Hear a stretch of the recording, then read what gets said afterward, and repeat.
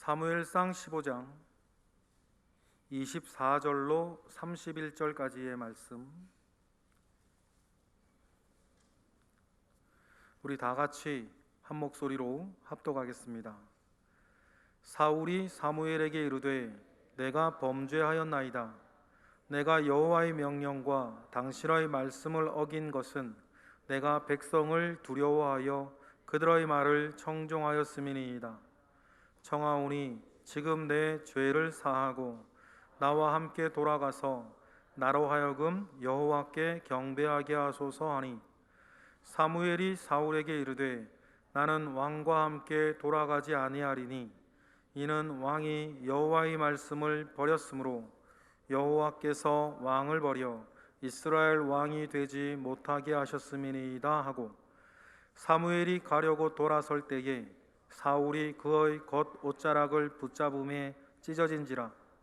사무엘이 그에게 이르되 여호와께서 오늘 이스라엘 나라를 왕에게 떼어 왕보다 나은 왕의 이웃에게 주셨나이다. 이스라엘의 지존자는 거짓이나 변개함이 없으시니 그는 사람이 아니시므로 결코 변개하지 않으심이니이다 하니, 사울이 이르되 내가 범죄하였을지라도 이제 청하오나니 내 백성의 장로들과 함께 이스라엘 앞에서 나를 높이사 나와 함께 돌아가서 내가 당신의 하나님 여호와께 경배하게 하소서 하더라. 이에 사무엘이 돌이켜 사울을 따라가매 사울이 여호와께 경배하니라. 아멘. 우리 학생회 청년의 연합 찬양팀의 우리 추억 영상 우리 먼저 나누어 듣고 보고 말씀 있도록 하겠습니다. 청년 학생팀을 위해서 다시 한번 뜨거운 박수로 우리 맞아주시기 바랍니다.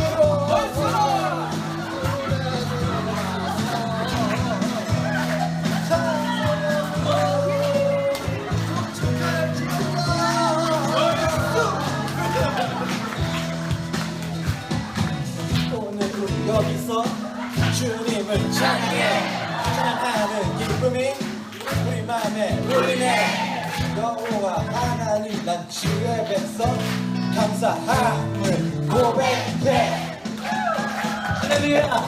우리가 이 자리에 모인 것은 우리에게 꿈을 주신 하나님께 감사하기를 찬양하기 위해서입니다. 하나님은 우리의 왕이시요 우리는 하나님의 백성입니다. 이 시간 함께 다시 한번 목소리 높여 찬양하기 원합니다. 감사함으로.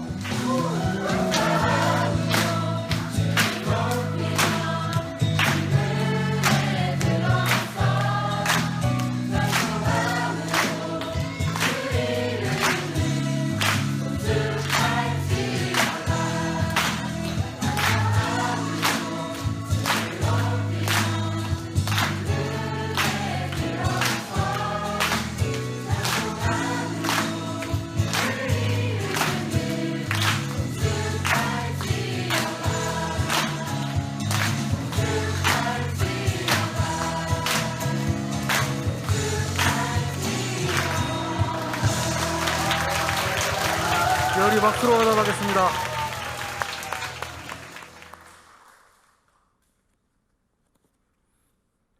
임시예배 초소 때의 영상인 거 보니까 비교적 최근인 것 같습니다.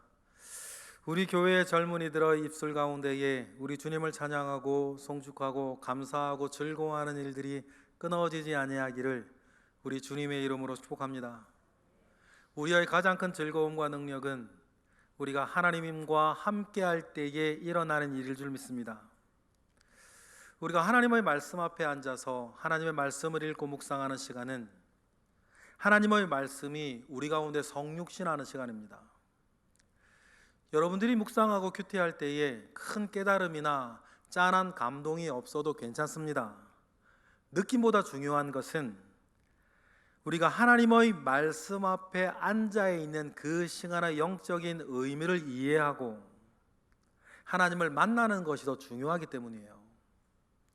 그 만남 속에 우리는 하나님의 인도하심을 받고 하나님은 자기 앞에 머물러 있는 사람에게 은혜를 주십니다. 여러분, 이것이 하나님과 함께 하는 사람의 특징이 돼요. 하나님은 자신과 함께 하는 사람에게 주시지 않는 것이 있고 주시는 세 가지가 있다고 성경은 우리에게 가르칩니다.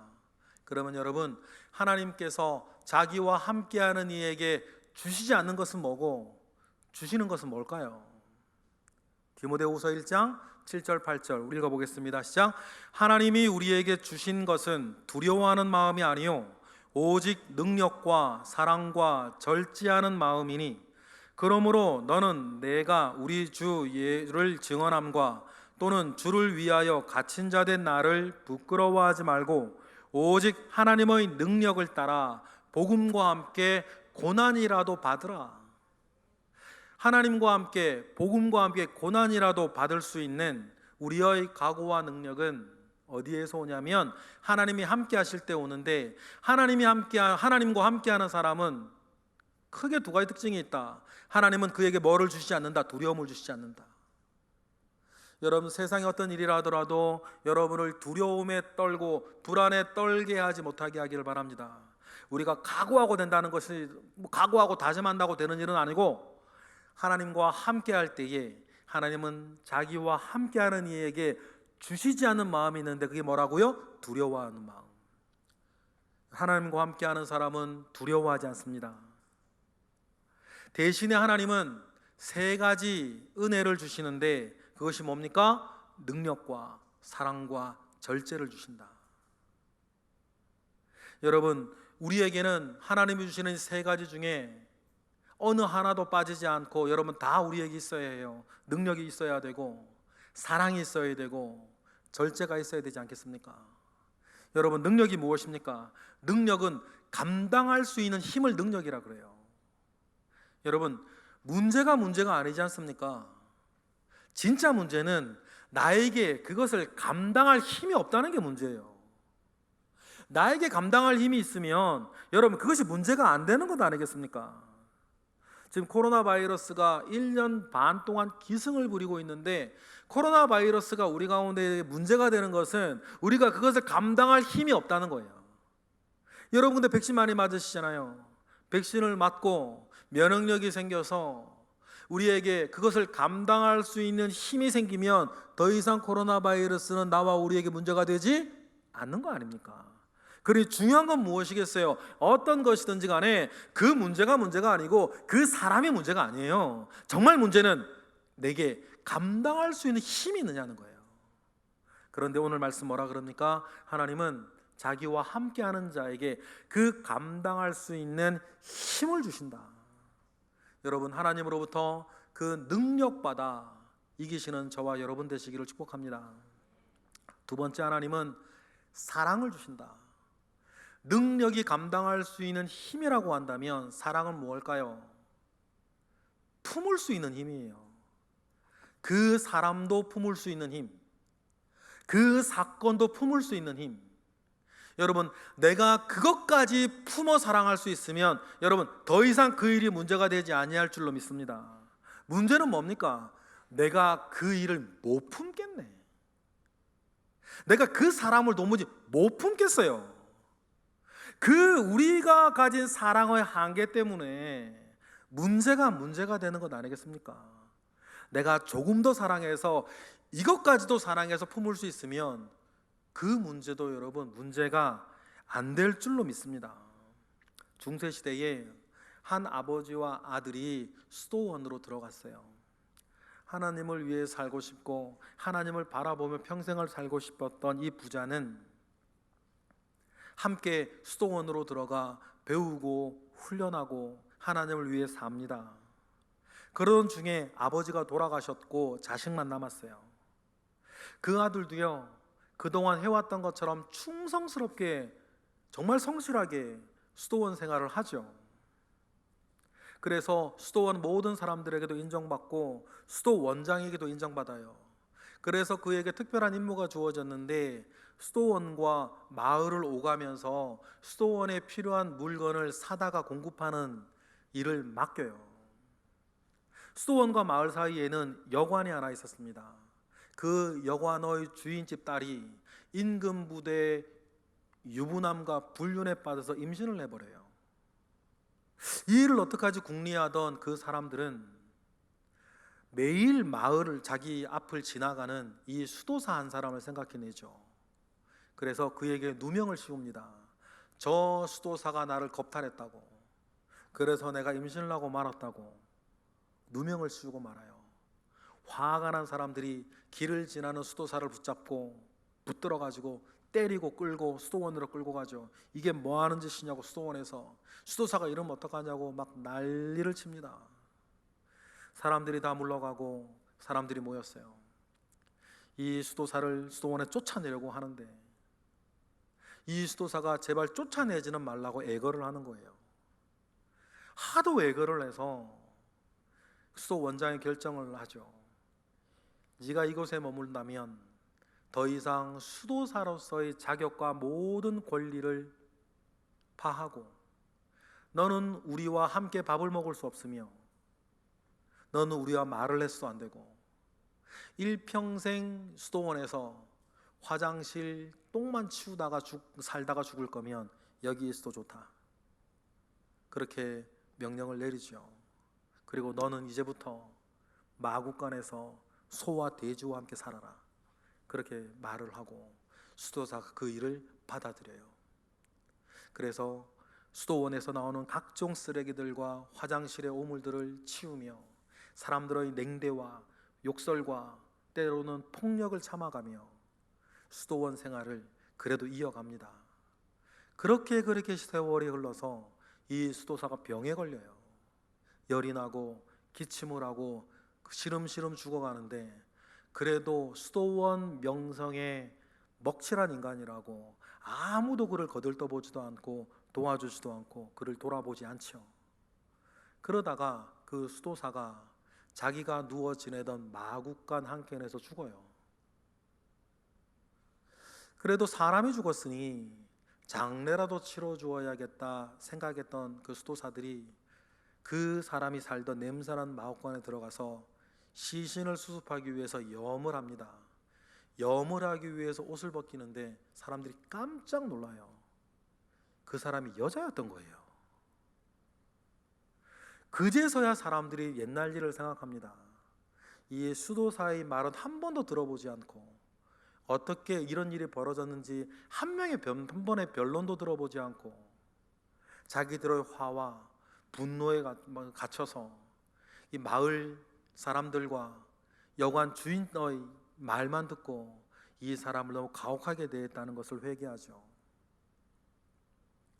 그리고는 그 사람의 물건을 유품을 수습하기 위해서 물건을 정리를 하는데 아마 밤새 눈물로 그가 모로 누워서 벽에 손가락으로 썼을 글씨, 나무가 이게 파여서 글이 하나 남겨져 있는데 그 글의 내용이 이것이었다 그러죠.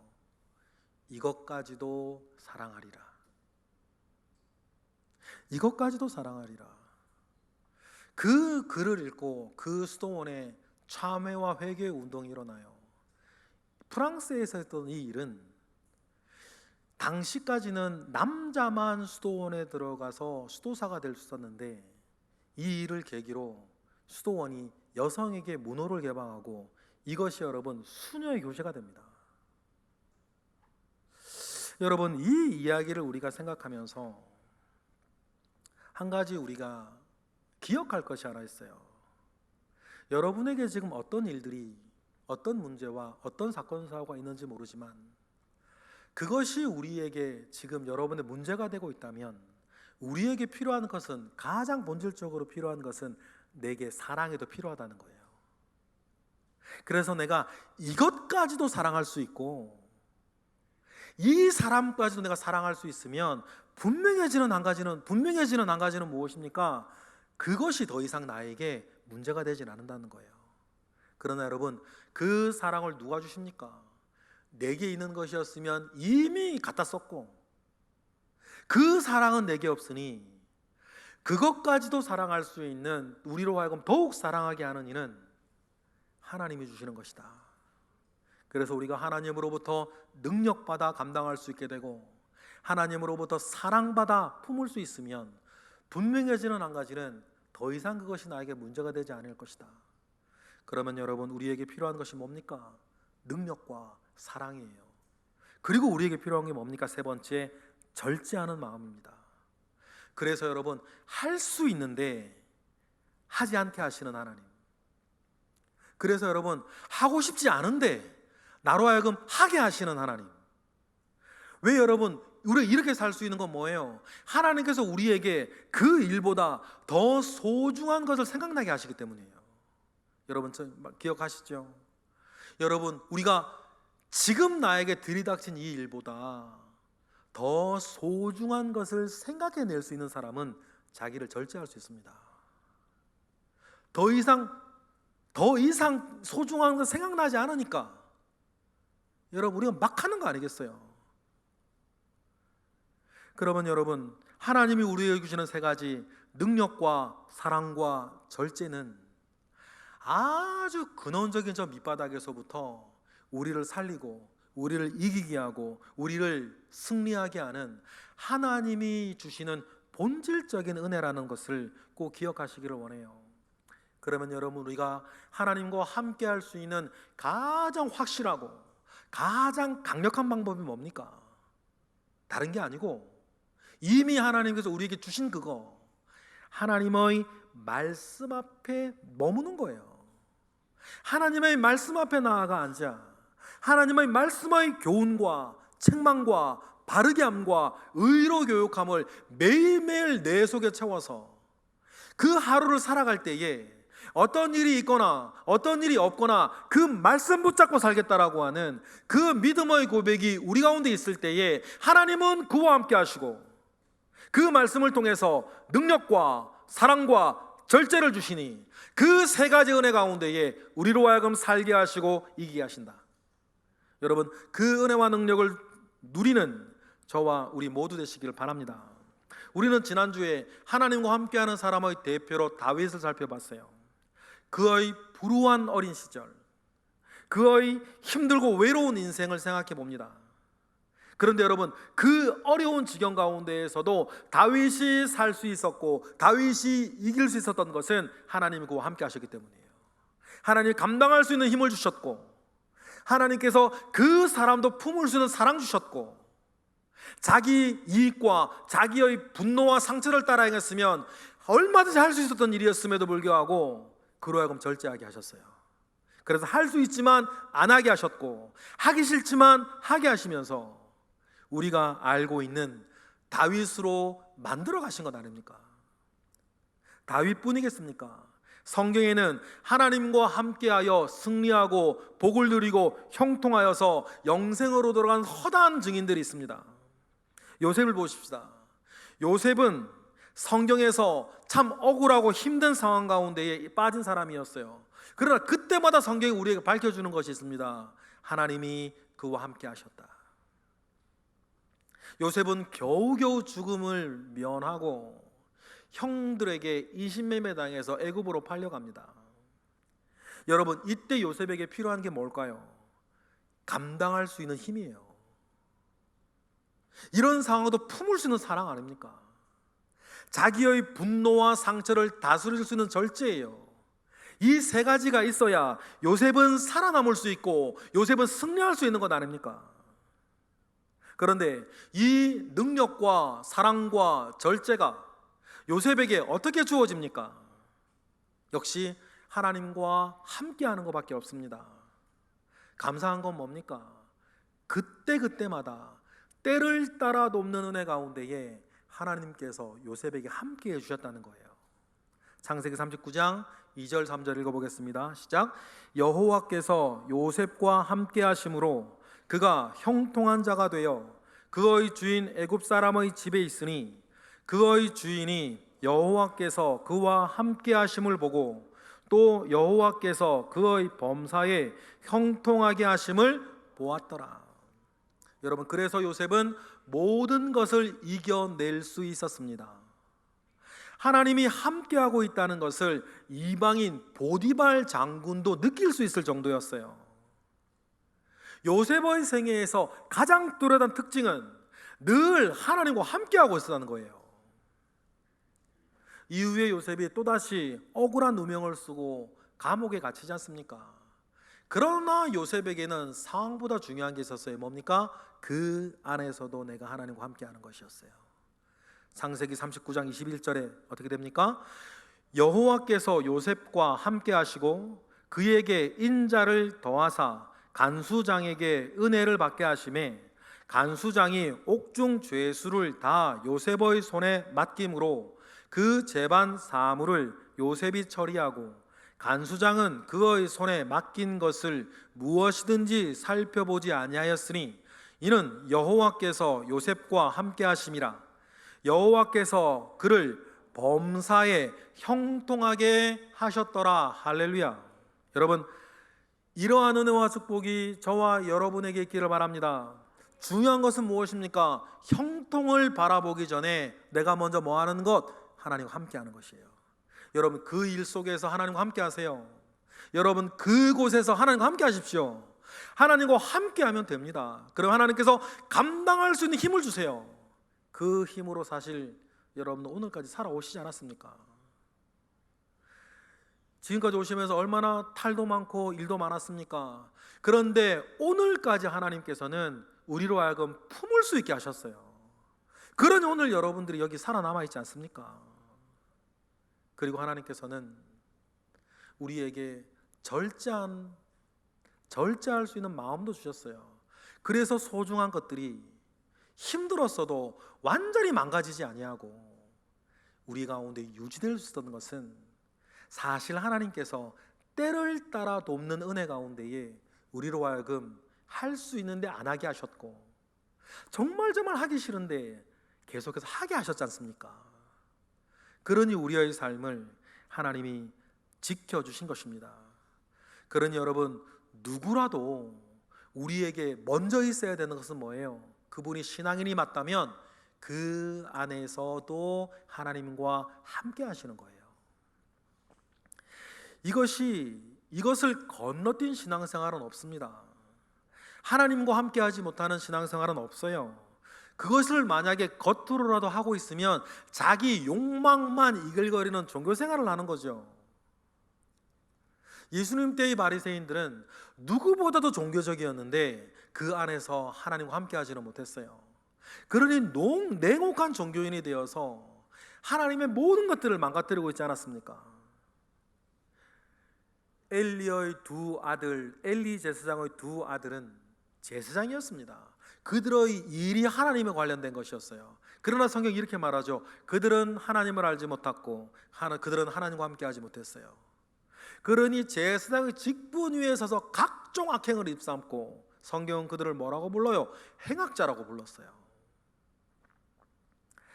하나님과 함께 하지 못하여서 자기를 지키지 못하고 하나님이 주신 축복도 유지하지 못하고 형통의 축복을 누리지 못한 대표적인 사람이 오늘 우리가 읽은 본문의 주인공 이스라엘의 초대 왕 사울이었습니다. 어느 날 사울 왕이 블레셋과의 전쟁에 출전했어요. 그런데 예상보다 블레셋의 군세가 너무 강했어요. 이스라엘은 두려움에 빠졌고 사기는 땅에 떨어졌습니다. 사울도 마찬가지였어요.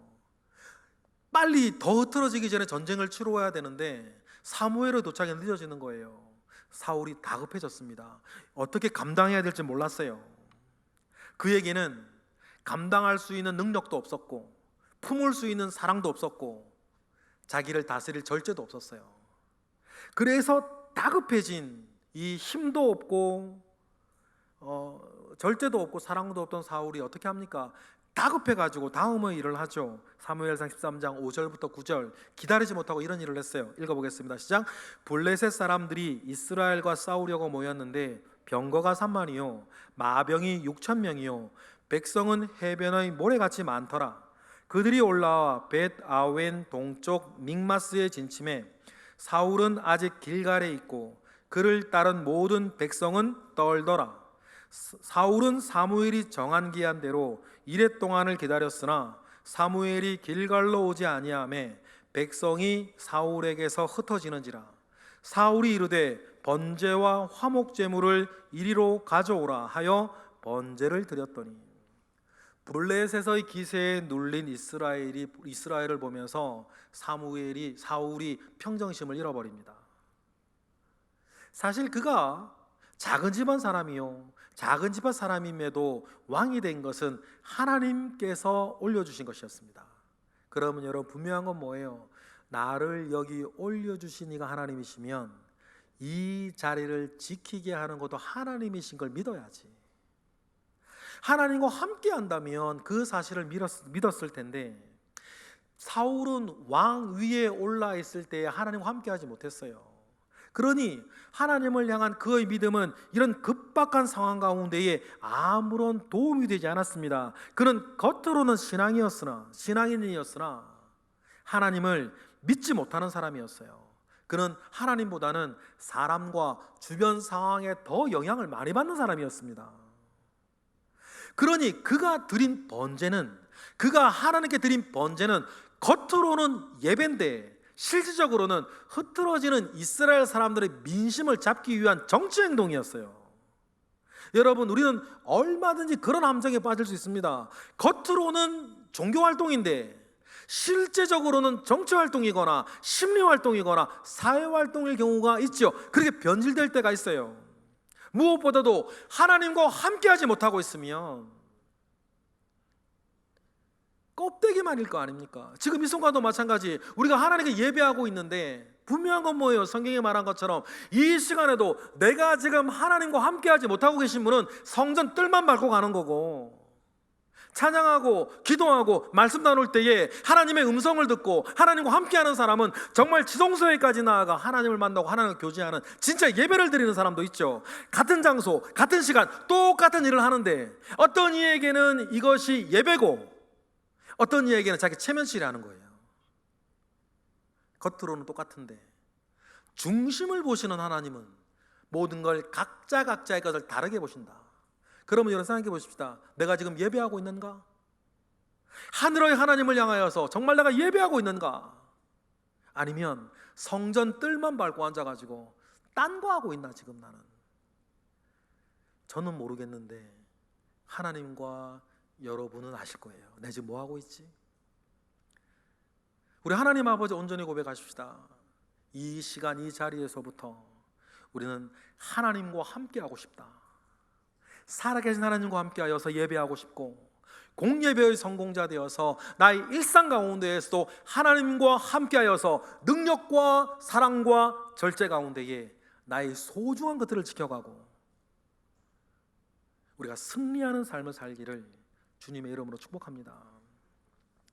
하나님을 바라보지 못하고 주변 상황이나 다른 사람을 의식하는 이 일은 두고두고 사울 왕의 발목을 잡습니다. 아멜렉과의 전쟁에 나아가는 사울 왕에게 하나님은 아멜렉의 모든 것들을 진멸해라, 히렘 전쟁이라 그래요. 모든 들짐승까지도 전리품을 취하지 말고 다 죽여 없애라고 하는 진멸의 전쟁을 사울 왕에게 하나님 명령하십니다. 하지만 사울 왕은 이 명령도 따르지 않아요. 그에게는 사람들의 눈이 중요했어요. 전리품 가져다가 사람들한테 쫙 뿌려야 인기가 올라가지 않습니까? 근데 다 죽여버리면 어떡해요? 또 자기도 이 무력 때문에 주기가 아까웠죠. 그래서 살찐 짐승들을 전리품으로 가지고 옵니다. 이때에도 역시 하나님의 책망이 쏟아지죠. 하나님의 책망을 듣는 사울의 우리 반응을 한번 보실래요? 먼저 책망부터 보시겠습니다. 사무엘상 15장 26절 28절 오늘 우리가 읽은 말씀이죠. 읽어보겠습니다. 시작.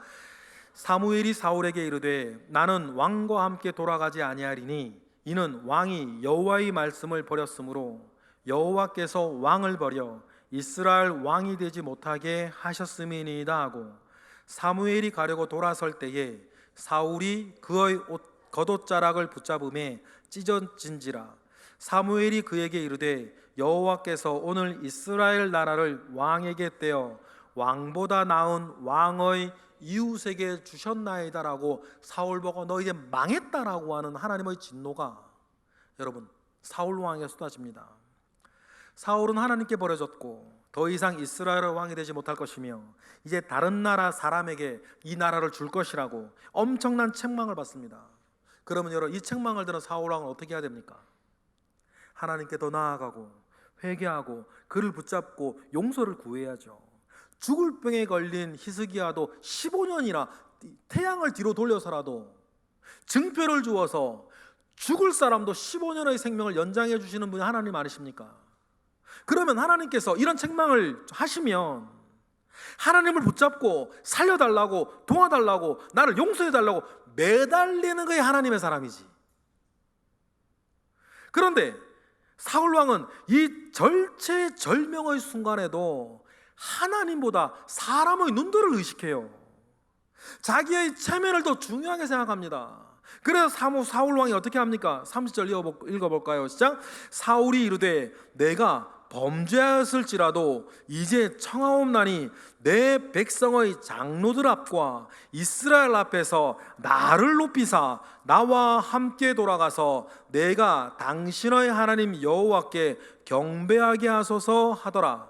이에 사무엘이 돌이켜서 사울을 따라가매 사울이 여호와께 경배는 하는데 사울 왕이 드리는 이 경배가 하나님께 예배입니까? 자기 체면 차리는 겁니까?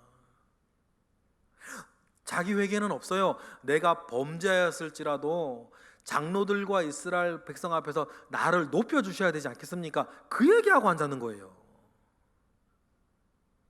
길갈에서 이 사건은 사울 왕이 하나님으로부터 버려지는 결정적인 계기가 됩니다.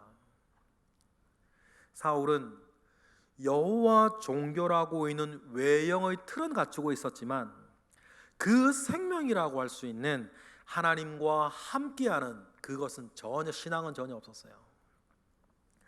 도무지 하나님과 함께하지 못하고 있는 사울 왕을 바라보면서 우리는 우리가 지금 교회에서 믿음 가지고 하고 있는 모든 일들이 그저 껍데기만 가지고 있는 신앙생활인지 하나님과 진실한 사귐과 교제가 있고 하나님과 함께하고 있는 신앙생활인지 우리는 잘 분별해야 될 줄로 믿어요. 애석하게도 사울은 신앙인이 아니라 위선자였지 않습니까? 사울과 같은 이러한 불행한 상태를 벗어나는 가장 확실한 방법은 여러분 한 가지예요. 매일매일 하나님의 말씀 앞에 앉는 것입니다. 매일매일 하나님의 말씀 앞에 앉아서 하나님의 말씀을 묵상하고 오늘 내가 붙잡고 살아야 할 하나님의 말씀을 가지셔야 돼요. 그 하루 종일 내가 붙잡은 말씀 가지고 하나님의 선하시고 기뻐하시고 온전하신 뜻이 무엇인지를 늘 분별하기 위해서 내가 오늘 읽고 가슴에 성육신된 내 가슴에 둔 하나님의 말씀을 우리가 가지고 살아갈 때 그 사람이 비로소 어떻게 돼요? 하나님과 함께 하시는 거예요. 하나님은 그와 함께 하셔서 능력이 필요하면 능력을 주시고 사랑이 필요하면 사랑을 주시고 또 더 소중한 것을 생각나게 하셔서 우리로 하여금 절제하게 하시는 것 아닙니까? 그러면서 우리의 삶이 여러분 형통해지는 거예요. 그러니 중요한 건 무엇입니까? 우리가 하나님과 함께하는 거예요. 하나님과 함께하는 사람에겐 참 수많은 축복들이 주어지는데 오늘 이 시간 그 중에 몇 가지를 추려서 하나님과 함께하는 사람이 누리는 축복 6가지를 함께 나누려고 합니다. 첫 번째가 뭡니까? 첫 번째, 하나님과 사귐이 있게 하는 거예요. 요한일서 1장 1에서부터 3절 읽어보겠습니다. 시작. 태초부터 있는 생명의 말씀에 관하여는 우리가 들은 바요 눈으로 본 바요 자세히 보고 우리의 손으로 만진 바라. 이 생명이 나타내신 바 된지라. 이 영원한 생명을 우리가 보았고 증언하여 너희에게 전하노니 이는 아버지와 함께 계시다가 우리에게 나타내신 바 된 이시니라. 우리가 보고 들은 바를 너희에게 전함은 너희로 우리와 사귐이 있게 하려 함이니 우리의 사귐은 아버지와 그의 아들 예수 그리스도와 더불어 누림이라. 말은 길지만 하나로 모으면 하나님과의 사귐을 누려야 된다. 그것이 우리에게 능력이 된다. 여러분, 좋은 사람을 만나서 그 사람과 함께 사귀어도 우리에게 기쁨과 좋은 일이 얼마나 많이 생겨요. 하물며 우리가 하나님과 사귀면 우리 인생이 변하는 것 아닙니까? 이 세상은 알 수도 없고 줄 수도 없는 평화와 기쁨이 하나님과 사귀는 사람에게 주어지는 줄을 믿습니다. 두 번째, 우리가 하나님과 함께하는 사람이 가지는 큰 축복은 하나님의 말씀을 내 가슴속에 두고 살아요. 이것이 우리를 지킵니다. 시편 119편 11절 읽어보시겠습니다. 시작. 내가 주께 범죄하지 아니하려 하여 주의 말씀을 내 마음에 두어요. 내 마음에 주님의 말씀을 두고 있는 사람은 뭐하지 않는다? 범죄하지 않는다는 거예요. 입술로, 표정으로, 마음으로, 생각으로, 손과 발로 범죄하지 않는다. 그래서 시편 기자가 뭐라 그럽니까? 내가 주께 범죄하지 않기 위해서 주의 말씀을 내 가슴에 두나이다. 세 번째로, 그러니 여러분, 그 사람은 어떤 어려운 상황, 어떤 죄악된 상황에 빠진다 할지라도 죄악이 그를 사로잡지 않아요. 왜 그렇습니까? 자기 가슴 속에는 뭐가 살아있으니까? 하나님의 말씀이 살아있으니까. 시편 119편 131절부터 읽어볼까요? 다 같이 시작. 내가 주의 계명들을 사모함으로 내가 입을 열고 헐떡였나이다. 주의 이름을 사랑하는 자들에게 베푸시던 대로 내게 돌이키사 내게 은혜를 베푸소서. 나의 발걸음을 주의 말씀에 굳게 세우시고 어떤 죄악도 나를 주관하지 못하게 하소서. 할렐루야. 여러분, 사실 우리의 삶을 슬프게 만드는 것은 나를 주관하고 있는 죄악과 저 사람 속을 주관하고 있는 죄악이 어떤 메커니즘 속에 케미를 일으킬 때 우리의 삶에 비극과 불행이 찾아오는 것 아닙니까? 그러면 어떻게 하겠어요? 저 사람은 일단은 두 번째고 나부터 어떤 것이라 하더라도 죄악이 나를 주관하지 않도록 상처를 타고 실망을 타고 어떤 실패를 타고 아니면 내 교만을 타고 어떤 죄악이 나를 주관하지 못하도록 하는 것이 너무너무 중요한데, 그러려면 한 가지 방법밖에 없다. 내가 주의 계명을 사모하여서 내 가슴에 말씀을 두고 사는 거예요. 그럼 어떻게 말씀을 가슴에 두고 사시겠어요? 매일매일 하나님의 말씀 앞에 나아가서 읽고 묵상하고 깨닫고 말씀을 내 속에 채우지 아니하면 일어나지 않는 일이에요. 그런 것 하지 아니하고 어떻게 여러분 하나님으로부터의 은혜와 축복을 누리시겠어요? 우리가 그렇게 매일매일 살다 보면 내 속에 있는 말씀이 우리로 하여금 하나님을 닮게 만들어요. 그래서 우리로 하여금 어떻게 합니까? 하나님을 닮아 거룩하게 하죠. 사실 우리 인생에게 명령하신 하나님의 명령은 다른 게 아니었어요. 우리가 거룩하라는 것이었습니다. 베드로전서 1장 15, 16절 읽어보겠습니다. 시작. 오직 너희를 부르신 거룩한 이처럼 너희도 모든 행실에 거룩한 자가 되라. 기록되었으되 내가 거룩하니 너희도 거룩할지어다 하셨느니라. 내가 거룩하니 너희도 거룩하라. 이것이 우리 인생에게 명하신 하나님의 명령이었습니다. 하나님은 우리에게 성공하라 명령하지 않으셨어요. 하나님은 우리에게 승리하라 명하지 않으셨습니다. 하나님은 우리에게 부자되라 명하지 않으셨어요. 하나님은 우리에게 거룩하라 명하셨습니다.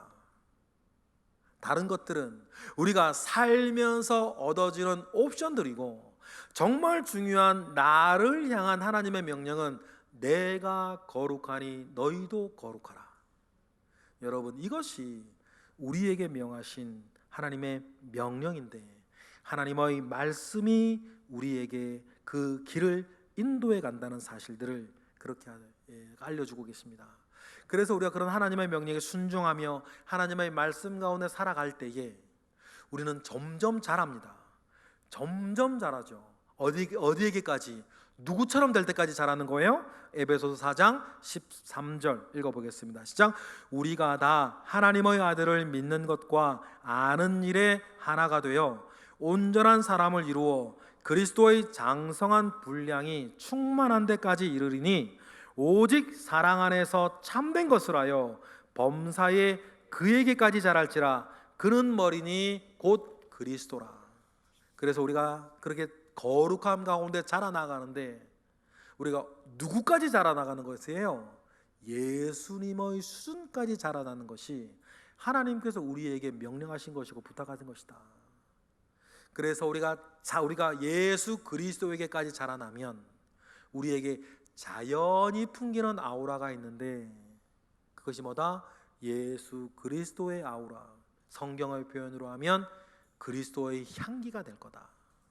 꽃에게는 꽃냄새가 나기 마련이고, 떡에게는 떡냄새가 나기 마련이고, 여러분, 꿀에는 꿀냄새가 나기 마련인 것처럼 우리가 예수님 닮아가면 자연히 우리 가운데에서는 예수님 냄새가 난다. 그 냄새로 나도 살고 주변의 모든 사람을 살리는 것 아닙니까? 고린도후서 2장 14절부터 16절 다 같이 시작. 항상 우리를 그리스도 안에서 이기게 하시고 우리로 말미암아 각 처에서 그리스도를 아는 냄새를 나타내시는 하나님께 감사하노라. 우리는 구원받는 자들에게나 망하는 자들에게나 하나님 앞에서 그리스도의 향기니 이 사람에게는 사망으로부터 사망에 이르는 냄새요 저 사람에게는 생명으로부터 생명에 이르는 냄새라. 누가 이 일을 감당하리요? 여러분이라 믿습니다.